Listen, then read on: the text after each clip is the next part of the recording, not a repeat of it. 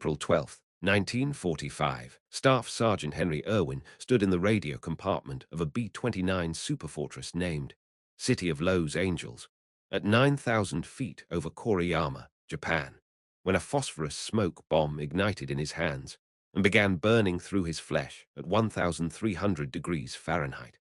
24 years old, radio operator, Pathfinder crew, 0 combat decorations. The XXI Bomber Command had been burning Japan for 2 months. General Curtis LeMay had abandoned the doctrine of high-altitude precision bombing in March after months of disappointing results. The jet stream at 30,000 feet scattered bombs across miles of countryside. Cloud cover obscured targets. The B-29's revolutionary pressurized cabin and remote-controlled gun turrets meant nothing when bombardiers could not see what they were hitting. LeMay made a decision that his superiors in Washington considered insane. He ordered his B-29s to attack at night, at low altitude, carrying incendiary bombs instead of high explosives. He stripped the aircraft of most defensive armament to carry more fire. He sent them over Japanese cities at 5,000 to 9,000 feet, low enough for anti-aircraft guns to reach them, low enough for searchlights to track them, low enough for Japanese fighters to find them in the darkness. The first low-altitude incendiary raid hit Tokyo on March 9th, 1945. 334 B-29s dropped 1,700 tons of incendiary clusters on the most densely populated city on Earth. The resulting firestorm killed approximately 100,000 people in a single night. 16 square miles of Tokyo burned to the ground. The heat was so intense that the water in canals boiled.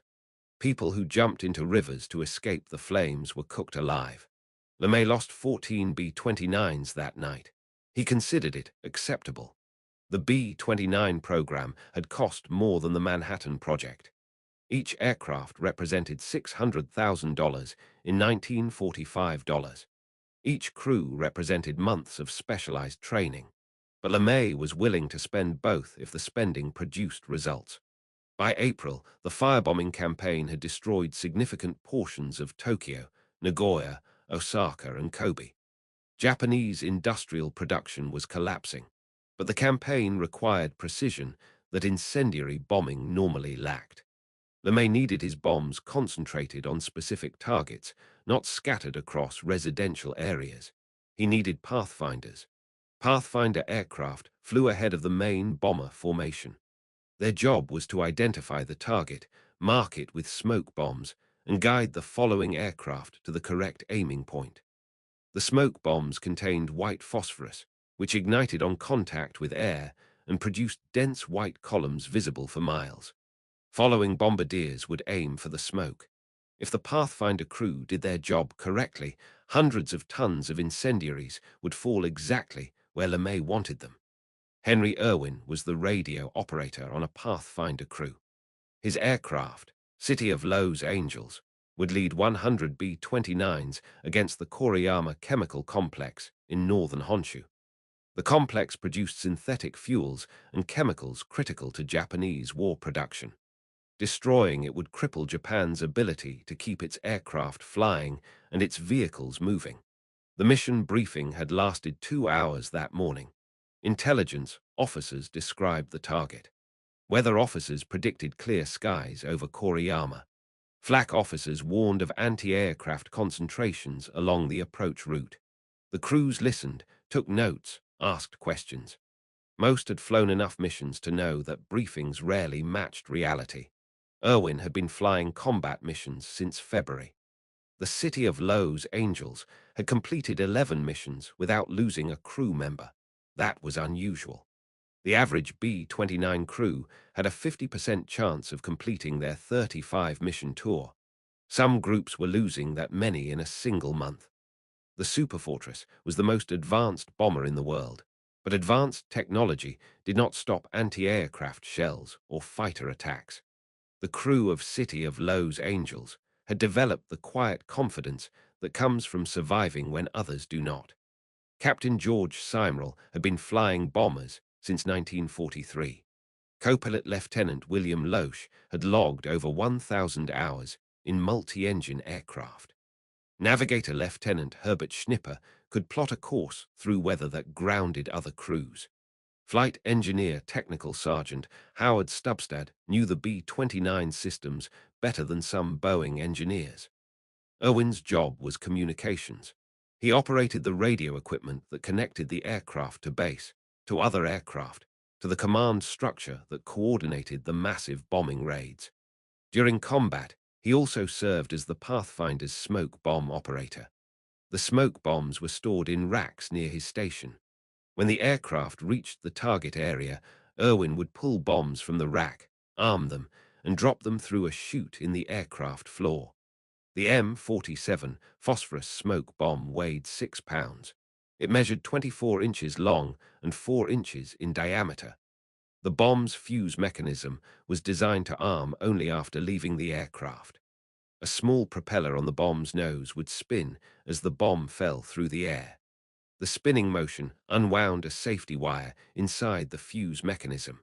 After falling approximately 200 feet, the wire would be completely unwound, and the bomb would be armed. Impact with the ground would trigger the detonator, which would ignite the phosphorus charge. The system was designed to be safe. A bomb could not detonate inside the aircraft because the propeller could not spin without airflow.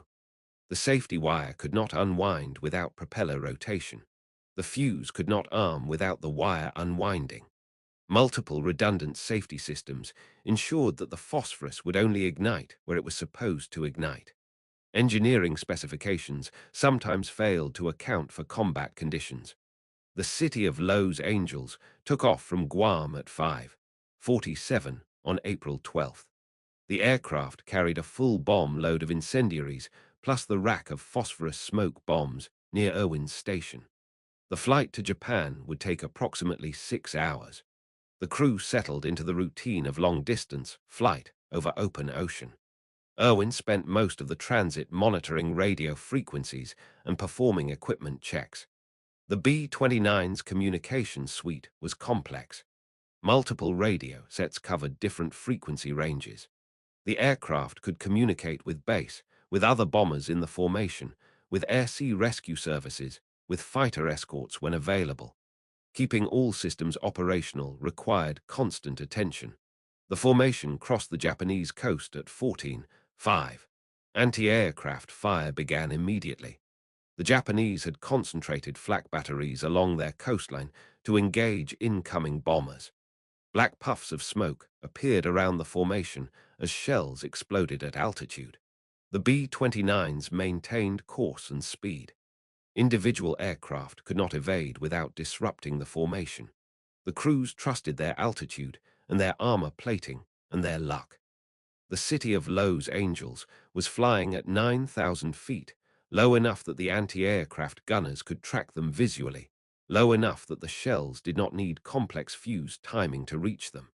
Captain Seinrel held the aircraft steady while flak burst around them. The Koriyama chemical complex was 40 miles ahead. Erwin began preparing the smoke bombs at 14:15. He pulled the first M47 from its rack, checked the fuse mechanism, and positioned it over the drop chute. The chute was a metal tube approximately 8 inches in diameter that extended through the aircraft floor and opened to the sky below. Bombs dropped through the chute would fall free of the aircraft and arm as they descended. The first 11 bombs dropped without incident. Erwin developed a rhythm: pull bomb from rack, check fuse, position over chute, release. Watch the bomb disappear through the floor, repeat. The 12th bomb changed everything. Erwin pulled the bomb from the rack.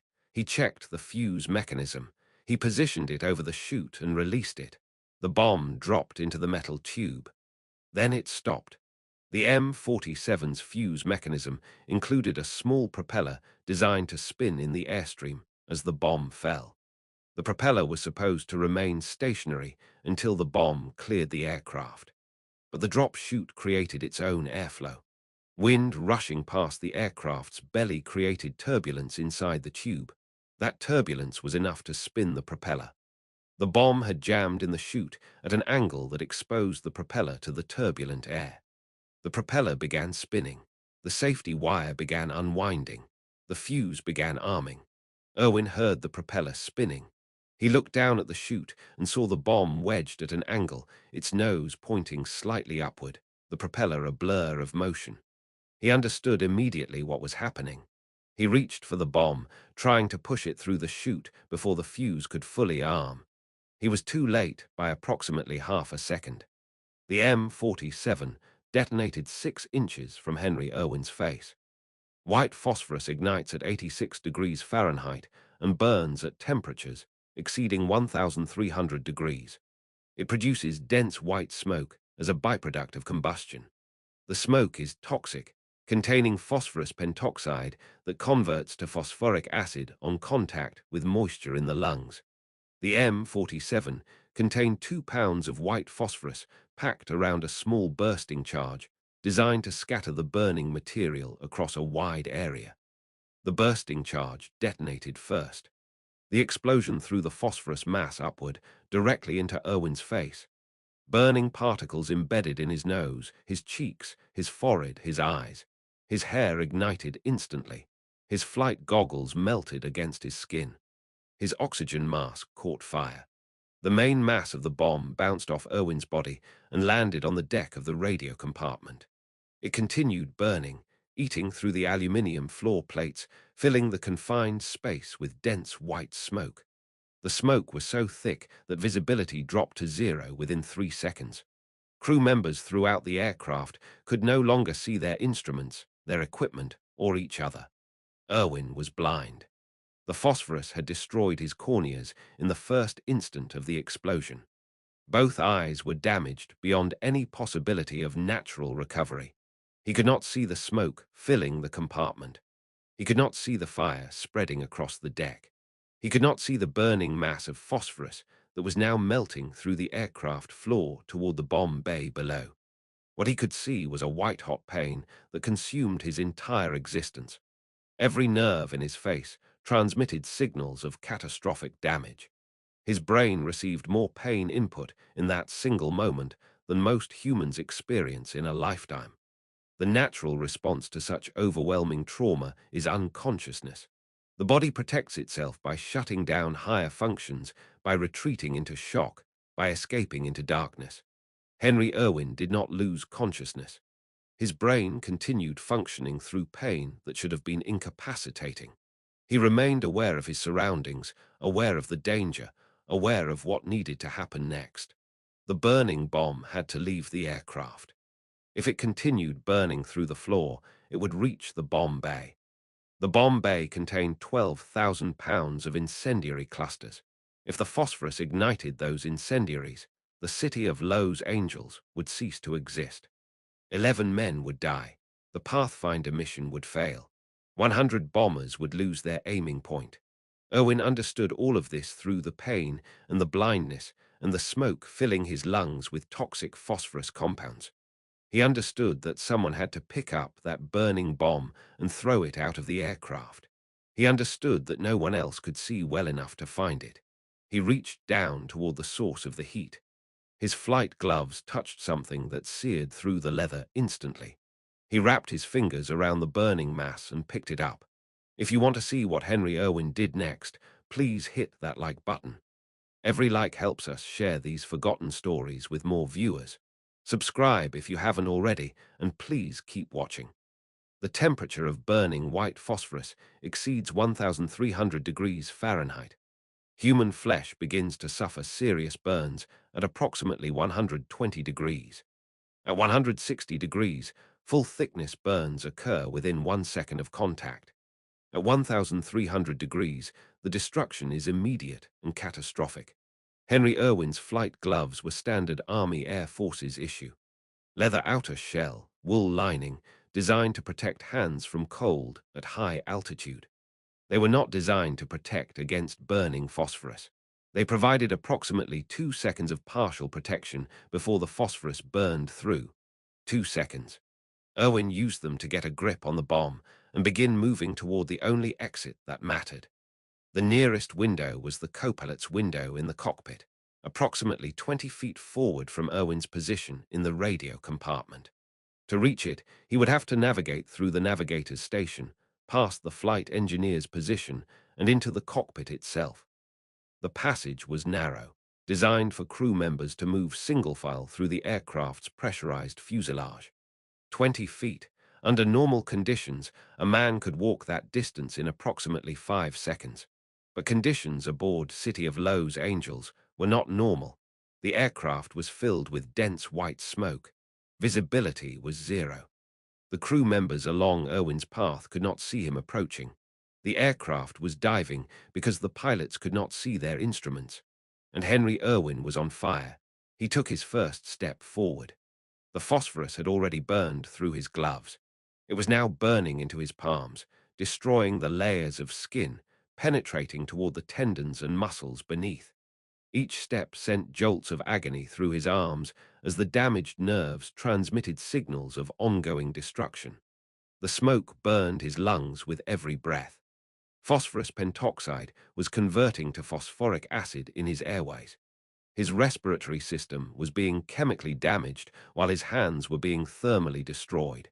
His face continued burning where embedded phosphorus particles worked deeper into his flesh. Second step. Third step. The passage narrowed as he approached the navigator's station. Lieutenant Schnipper was somewhere in the smoke ahead, but Erwin could not see him. Erwin could not see anything. He navigated by memory and by touch, his free hand trailing along the fuselage wall while his other hand held the burning bomb against his body. The bomb was burning through his flight suit now. The fabric ignited where it contacted the phosphorus, spreading flames across Erwin's chest and abdomen. He was now burning in multiple locations, simultaneously. His face, his hands, his torso. The pain signals merged into a continuous roar of neural overload. Fourth step. Fifth step. Erwin's feet encountered an obstacle. Schnipper's navigation table. He felt his way around it, keeping the bomb pressed against his body to prevent it from falling, knowing that if he dropped it, he would never find it again in the smoke and blindness. Lieutenant Schnipper saw something emerge from the white wall of smoke. A figure, burning, carrying something that glowed with hellish light. The figure moved past him without speaking, without pausing, without acknowledging his existence. Schnipper pressed himself against the fuselage to let it pass. Sixth step. Seventh step. Erwin was halfway to the cockpit. The bomb had now burned completely through his flight suit and was working on the skin of his stomach. His hands had lost most sensation as the nerves were destroyed. He could no longer feel his fingers gripping the bomb.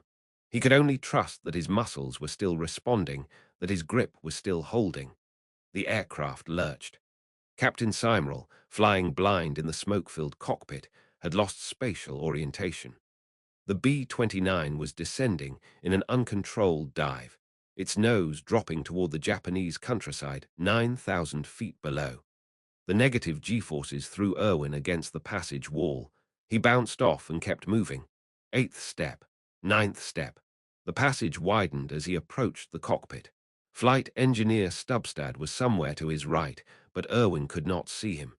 Erwin could not see the instrument panel flickering through the smoke. He could not see the altimeter unwinding as the aircraft fell. The altimeter showed 7,000 feet, then 6,000. The dive was accelerating. At this rate, the aircraft would impact the ground in approximately 45 seconds. 10th step. Erwin reached the cockpit entrance. He could feel the change in air movement, the slight draft from the cockpit windows. The co-pilot's position was to his right. The window was closed. His hands no longer responded to commands properly. The tendons that controlled his fingers had been damaged by the heat. He tried to shift the bomb to his left hand so he could open the window with his right. The coordination required was beyond what his damaged nervous system could provide. He fumbled, nearly dropped the bomb, caught it against his burning chest. Co-pilot Lieutenant Loesch saw the burning figure stumble into the cockpit. He saw the glowing mass pressed against the figure's body. He understood instantly what was happening and what needed to happen. He reached for the window release mechanism. The window slid open. Cold air rushed into the smoke-filled cockpit. The draft cleared enough smoke for Seimerl to glimpse his instruments. He saw the altimeter, 4,000 feet, descending at 3,000 feet per minute. He pulled back on the control column with both hands. Erwin felt the window open. He felt the cold air. He leaned toward it, reached out with both hands, and threw the burning bomb into the sky over Japan. The bomb tumbled away from the aircraft. It continued burning as it fell, leaving a trail of white smoke that marked its descent toward the countryside below. Inside the cockpit, the smoke began to clear as the open window created a draft that pulled the toxic air out of the aircraft. Henry Erwin collapsed on the cockpit floor. He had been carrying the burning bomb for approximately 8 seconds. In those 8 seconds, he had walked 20 feet through a smoke-filled aircraft while blind and on fire. He had saved 11 lives. He had saved the mission. He had also suffered burns that the flight surgeon would later describe as incompatible with survival. Captain Seimerl pulled the B-29 out of its dive at 300 feet above the Japanese countryside. The aircraft had descended nearly 9,000 feet while the crew struggled with smoke and fire. 300 feet. At that altitude, a single mistake in the recovery would have meant impact with the ground. Seimerl made no mistakes. The smoke continued clearing as the aircraft climbed back to bombing altitude. Crew members who had been blind seconds earlier could now see their stations, their equipment, their injured comrades. The radio compartment was a disaster. The phosphorus had burned through several floor plates before Erwin removed the bomb. Wiring and equipment had been destroyed, but the aircraft was still flying. Seimerl faced a decision. The mission called for the Pathfinder to mark the target for the 100 bombers following behind. The Koriyama chemical complex was still 35 miles ahead. His radio operator was dying on the cockpit floor. His aircraft was damaged. Standard procedure would have been to abort, to turn back toward Iwo Jima to get Erwin medical attention as quickly as possible. Seimerl looked at the chemical complex ahead. He looked at the formation of bombers behind him, depending on his smoke markers to find their target. He looked at Erwin, unconscious, burning, barely breathing. He continued the mission. The city of Los Angeles reached the Koriyama chemical complex at 14:47. The remaining smoke bombs were dropped through the damaged chute. White columns of phosphorus smoke rose above the target. The 100 B-29s behind them adjusted their approach, using the smoke as their aiming point. 12,000 tons of incendiary bombs fell on the Koriyama chemical complex over the next 15 minutes. The fires burned for 3 days. Japanese production of synthetic fuels and critical chemicals was severely disrupted. The mission was a success. Then Seimerl turned the aircraft toward Iwo Jima. Iwo Jima was the nearest American airfield. The island had been captured from the Japanese 2 months earlier in one of the bloodiest battles of the Pacific War. Nearly 7,000 Americans had died taking the island. Now it served as an emergency landing field for damaged B-29s returning from missions over Japan. The flight from Koriyama to Iwo Jima covered approximately 700 miles. At the B-29's cruising speed, that meant approximately 90 minutes of flight time. Erwin had to survive 90 minutes with burns that the flight surgeon estimated would kill him in 30. The crew did what they could. They administered morphine from the aircraft's medical kit. They applied burn dressings to the wounds they could reach. They kept Erwin's airway clear as his damaged lungs struggled to function. They watched the minutes pass and waited for him to die. Erwin did not die. His vital signs deteriorated throughout the flight. His pulse weakened. His breathing became labored. The burns on his face and hands continued to damage tissue as residual phosphorus worked deeper into his flesh. But his heart kept beating. His lungs kept drawing air. Whatever force kept human beings alive when their bodies should have failed, Henry Erwin possessed it in abundance. The city of Los Angeles landed at Iwo Jima at 16:32. Medical personnel were waiting on the runway with stretchers and emergency equipment. They had been alerted by radio that a severely burned crew member would require immediate attention. The medics who carried Erwin off the aircraft had seen burn victims before. Iwo Jima's hospitals had treated hundreds of casualties from the island's capture and from subsequent air operations, but none of them had seen burns like Erwin's. His face was unrecognizable. The phosphorus had destroyed his nose, his ears, his eyelids. His eyes were damaged beyond any hope of natural recovery. His hands were burned to the bone in several places. The tendons that controlled his fingers had been severed or destroyed by heat. His chest and abdomen showed extensive burns where he had pressed the bomb against his body. The chief medical officer at Iwo Jima examined Erwin and made his assessment. The patient had suffered third-degree burns over approximately 40% of his body. The burns included critical areas: face, hands, eyes, respiratory system. Phosphorus contamination complicated treatment.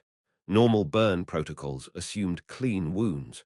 Phosphorus continued burning as long as it had access to oxygen. Particles embedded in tissue would continue causing damage until they were surgically removed or consumed themselves through combustion. The medical officer's prognosis was simple. The patient would die within hours, certainly within days. There was no treatment available that could save him. The best they could do was keep him comfortable. They were wrong. The surgeons at Iwo Jima operated on Henry Erwin for 11 hours. They debrided burned tissue from his face, hands, and torso. They removed phosphorus particles still embedded in his flesh. They cleaned and dressed wounds that covered nearly half his body. They pumped him full of plasma and morphine and antibiotics. Standard medical doctrine said he should not survive the surgery. The trauma was too extensive, the damage too severe. Patients with burns this serious typically died from shock, from infection, from organ failure. The human body could only sustain so much damage before it simply stopped functioning. Erwin survived the surgery. He survived the first night. He survived the first week. Word of his actions spread through the military medical system. The details seemed impossible. A man had picked up a burning phosphorus bomb with his bare hands. He had carried it 20 feet through a smoke-filled aircraft while blind. He had thrown it out a window and collapsed with burns that should have killed him instantly. The story reached General Curtis LeMay within 48 hours of the mission. LeMay commanded XXI Bomber Command, the organization responsible for the B-29 campaign against Japan. He had sent thousands of men over enemy territory. He had lost hundreds to anti-aircraft fire, to fighters, to mechanical failure, to the simple mathematics of attrition that governed aerial warfare. LeMay had seen courage before. He had recommended men for decorations ranging from the Air Medal to the Distinguished Service Cross, but he had never seen anything like what Henry Erwin had done. LeMay wanted Erwin to receive the Medal of Honor. More than that, he wanted Erwin to receive it before he died. The prognosis from Iwo Jima remained grim. The surgeons had stabilized their patient, but they did not expect him to survive much longer. Days, perhaps. A week at most. The damage was simply too extensive. The Medal of Honor was the highest military decoration the United States could bestow. Its criteria were deliberately restrictive. The award was reserved for those who demonstrated conspicuous gallantry and intrepidity at the risk of life, above and beyond the call of duty. The bureaucratic process for approving a Medal of Honor typically took months. Documentation had to be gathered. Witnesses had to be interviewed. The recommendation had to travel through multiple levels of command review before reaching the Secretary of War's desk. Henry Erwin did not have months. He might not have days. LeMay contacted Army Air Forces headquarters in Washington directly. He explained the situation. He requested that the Medal of Honor approval process be expedited to the maximum extent possible. He wanted the medal presented while Erwin was still alive to receive it. The request moved through military bureaucracy at unprecedented speed. Documentation was gathered in hours rather than weeks. Witness statements were taken by radio rather than in-person interviews. The recommendation traveled from Guam to Washington to the White House in 4 days. On April 19, 1945, exactly 1 week after the Koriyama mission, the Medal of Honor for Staff Sergeant Henry E. Erwin was approved by the War Department. A single medal was flown from the presentation stock in Hawaii to Guam, then to Iwo Jima.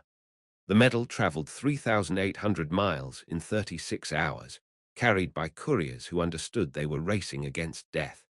General LeMay flew to Iwo Jima personally to present the award. He arrived on April 19th to find Erwin still alive, still fighting, still refusing to die according to medical predictions. The presentation took place in the hospital ward. Erwin was unconscious, his head wrapped in bandages that left only his mouth exposed. Medical equipment surrounded his bed. The prognosis had improved slightly, the surgeon said, but survival remained uncertain. LeMay placed the Medal of Honor on Erwin's pillow. He stood beside the bed for several minutes, looking at the bandaged figure who had earned the nation's highest military decoration through 8 seconds of unimaginable courage. Erwin regained consciousness briefly. Through the morphine haze and the pain and the bandages, he sensed something had changed. He managed to speak, his voice barely audible. "What's that?" "It's the Medal of Honor," LeMay replied. Erwin said nothing more. He drifted back into unconsciousness. But he had heard the words. He knew what he had received. LeMay returned to Guam. He had a war to prosecute, a campaign to manage, thousands of men depending on his decisions. But he would remember that hospital ward on Iwo Jima for the rest of his life. He would remember the bandaged figure on the bed and the medal on the pillow. Henry Erwin was now the most decorated enlisted man in the Pacific Theater. He was also still expected to die. The surgeons continued their work. They operated again on April 21st, removing additional damaged tissue, grafting skin from Erwin's thighs to cover the wounds on his hands. They operated again on April 25th, reconstructing what remained of his nose. They operated again on April 30th, treating infections that had developed despite antibiotics. Each surgery was expected to be his last. Each time, the surgeons warned that he might not survive the procedure. Each time, Erwin proved them wrong. By May, he had been transferred from Iwo Jima to a hospital ship, then to a military hospital in Hawaii, then to a burn treatment center in Texas. His condition had stabilized, but stable did not mean recovered. His face remained disfigured. His hands remained largely non-functional. His eyes remained blind. The war ended in August. Japan surrendered after atomic bombs destroyed Hiroshima and Nagasaki. The B-29 campaign that Henry Erwin had supported was rendered obsolete by a weapon that could destroy an entire city with a single bomb. Erwin heard the news of Japan's surrender in his hospital bed. He could not see the celebrations, could not read the newspaper headlines, could not watch the newsreel footage of the surrender ceremony on the USS Missouri. He experienced the end of the war through his ears and through the descriptions provided by nurses and fellow patients. He had survived. Against every medical prediction, against every statistical probability, Henry Erwin had survived burns that should have killed him within hours of their occurrence. But survival was only the beginning of his struggle. Over the next 2 years, Henry Erwin underwent 43 surgical procedures. The operations addressed different aspects of his injuries in sequence, each one building on the results of those that came before. Surgeons rebuilt his nose using cartilage grafted from his ribs. The original nose had been completely destroyed by the phosphorus explosion. The reconstruction required multiple procedures spread over several months, each one adding structure and tissue to the area where his nose had been. Surgeons reconstructed his ears. The right ear had melted against his skull in the initial fire. The left ear had been severely damaged. Plastic surgeons shaped new ear structures from grafted tissue, creating functional approximations of what he had lost. Surgeons worked on his hands through more than a dozen separate procedures. The burns had destroyed tendons, muscles, and skin. Grafts from his thighs and abdomen covered the external damage. But the internal structures required more complex intervention. Surgeons reattached severed tendons, reconstructed damaged joints, worked to restore whatever function was possible in hands that had gripped burning phosphorus at 1,300 degrees. The hand surgeries achieved partial success. Erwin regained some grip strength, some finger movement, some ability to perform basic tasks. He would never have full function again. The damage was too extensive, too fundamental. But he could feed himself. He could dress himself. He could live independently. His face remained scarred despite the reconstructive work. The phosphorus had burned too deep, destroyed too much tissue. Surgeons could rebuild structure, but they could not erase the evidence of what had happened. For the rest of his life, Henry Erwin would carry the marks of April 12th, 1945 on his face. The eyes were the most serious concern. Ophthalmologists examined him repeatedly throughout 1945 and 1946. Their assessment was consistent. The phosphorus had destroyed his corneas. Both eyes were damaged beyond natural recovery. Standard medical treatment in 1945 and 1946 offered no solution for corneal damage of this severity. Henry Erwin accepted the diagnosis. He began learning to live as a blind man. He learned to navigate by touch and sound. He learned to identify people by their voices. He learned the techniques that blind veterans had developed over centuries of warfare, the adaptations that allowed men without sight to function in a world designed for those who could see. Then, in 1947, he learned about an experimental procedure. Corneal transplantation had been theoretically possible since the 1900s. Surgeons understood that a damaged cornea could potentially be replaced with a healthy cornea from a donor. But the practical challenges were enormous. Corneal tissue had to be harvested from a recently deceased donor and transplanted within hours. The recipient's immune system might reject the foreign tissue. The delicate surgery required precision that few surgeons possessed. By 1947, a small number of corneal transplants had been successfully performed. The success rate was low, perhaps 20 to 30%. Most attempts resulted in rejection or infection or complications that left the patient no better than before. The surgeons presented Erwin with a choice. He could accept permanent blindness, continue adapting to life without sight, live the rest of his years in darkness. Or he could attempt the experimental transplant, knowing that it would probably fail, knowing that failure might leave him worse off than before. Erwin chose to try. The surgery took place in a Veterans Administration hospital in 1947. A donor cornea had been obtained from a recently deceased patient whose tissue matched Erwin's as closely as available testing could determine. The surgeons worked for hours under microscopic magnification, removing Erwin's damaged corneas and replacing them with the donor tissue. The recovery period lasted weeks. Erwin lay in a hospital bed with his eyes bandaged, waiting to learn whether the surgery had succeeded or failed. The surgeons visited daily, checking for signs of rejection, monitoring for infection, adjusting medications designed to help his body accept the foreign tissue. When the bandages finally came off, Henry Erwin could see. The phosphorus that had destroyed his vision on April 12th, 1945, had been defeated. Through 2 years of surgery, through experimental procedures that might easily have failed, through the accumulated skill of dozens of physicians and surgeons, Henry Erwin's sight had been restored. His vision was not perfect. He would require glasses for the rest of his life. His depth perception was impaired, but he could see his wife's face. He could see his children. He could see the Medal of Honor that he had earned through 8 seconds of courage in a burning aircraft over Japan. Henry Erwin returned to civilian life in Alabama. He married Betty Staples in 1946, while he was still recovering from his burns, while his eyes were still blind, while his future remained uncertain. Betty had known him before the war. She had watched him leave for the Pacific as a healthy young man. She had received word that he had been terribly wounded. She had married him anyway. They raised 4 children together: Henry Jr., Hank, Betty Ann, and Nancy. The children grew up knowing that their father was a war hero, knowing about the Medal of Honor, knowing the basic story of what had happened on April 12th, 1945.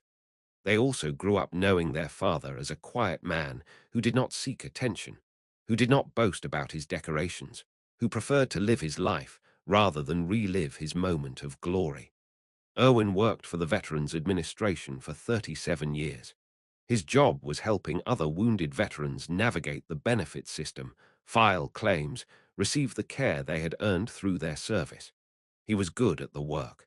He understood what veterans faced because he had faced it himself. He had spent years in hospitals, years dealing with paperwork, years fighting bureaucracy while trying to recover from wounds received in service to his country. The irony was not lost on him. He had earned the Medal of Honor for 8 seconds of action. He spent 37 years helping men who had been wounded in equally harrowing circumstances, but had not received the same recognition. The difference between a medal and obscurity often came down to chance, to whether witnesses survived, to whether the paperwork was filed correctly, to whether someone in authority took notice. Erwin attended Medal of Honor events when invited.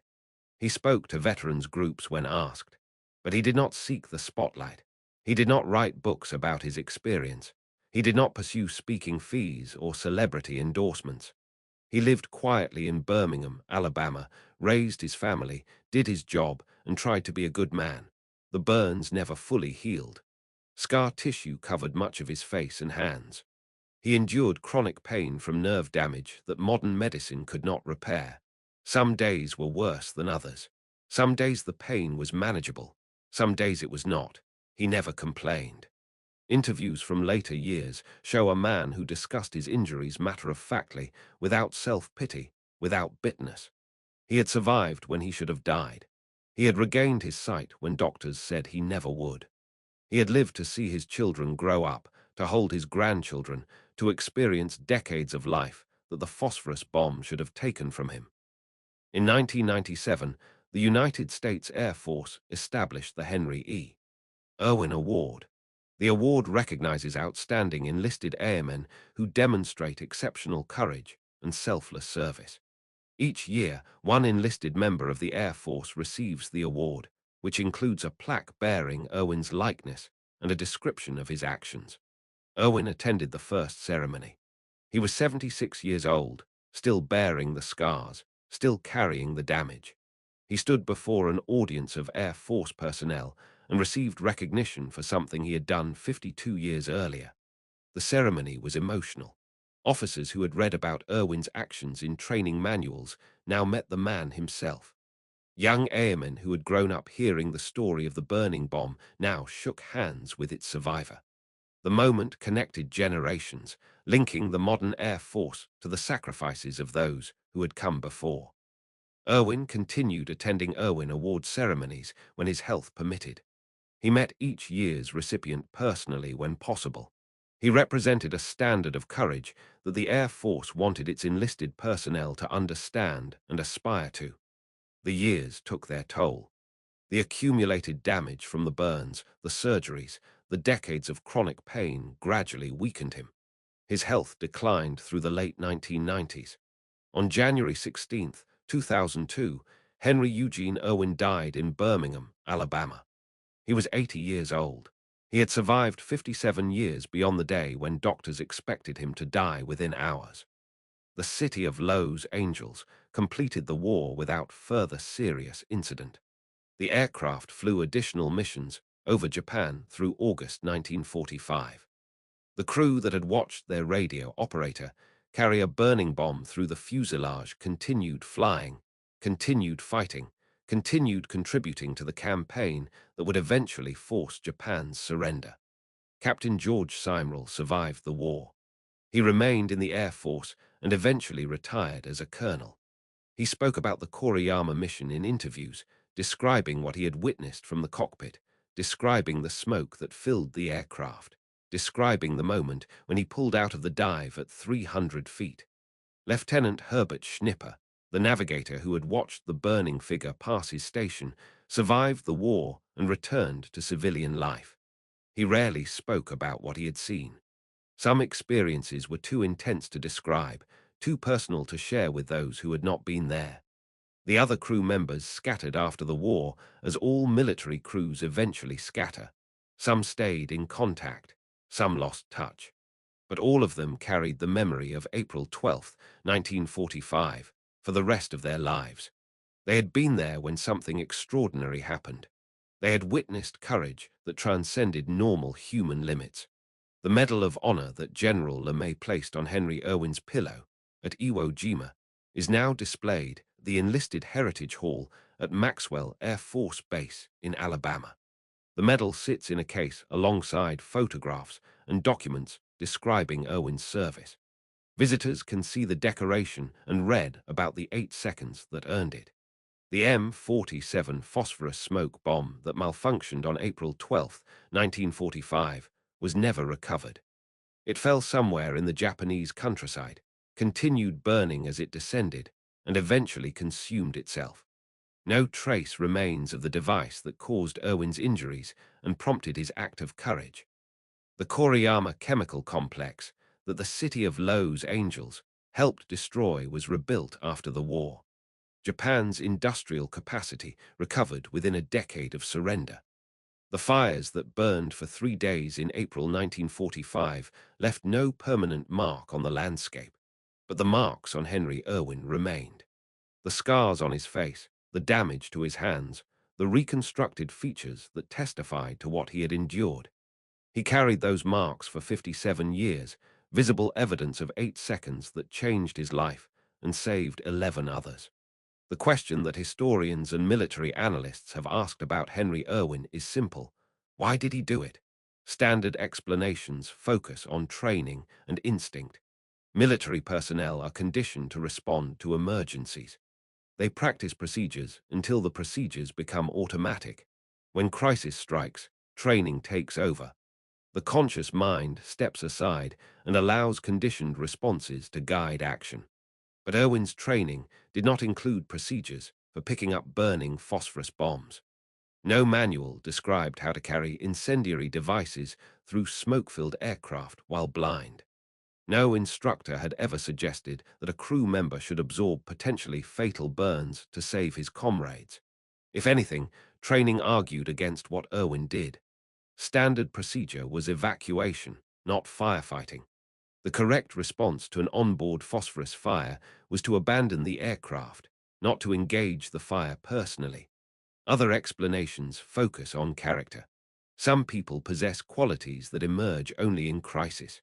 Courage that remains hidden during ordinary life reveals itself when circumstances demand extraordinary action. Henry Erwin may have carried that potential throughout his youth.